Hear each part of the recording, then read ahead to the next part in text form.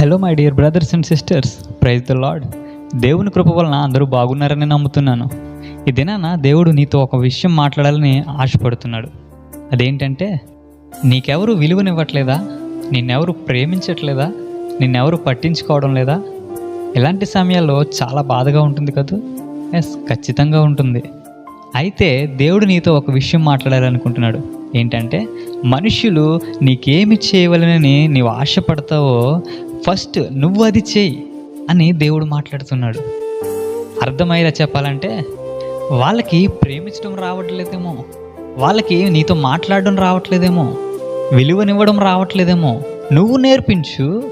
వాళ్ళు విలువ ఇవ్వట్లేదని, వాళ్ళు ప్రేమించట్లేదని, నువ్వు కూడా ప్రేమించకపోతే, నువ్వు కూడా విలువ ఇవ్వకపోతే వాళ్ళకి నీకు మధ్య డిఫరెన్స్ ఏంటి? దేవుని ప్రేమ నీలో ఉన్నది కాబట్టే ఎవరైనా నిన్ను ప్రేమించకపోతే నీకు బాధ కలుగుతుంది. నీలో ఉన్న ప్రేమ వాళ్ళకి నేర్పించు. ప్రేమించడం రాని వారికి నేర్పించు. Problem solved. Praise the lord. Amen.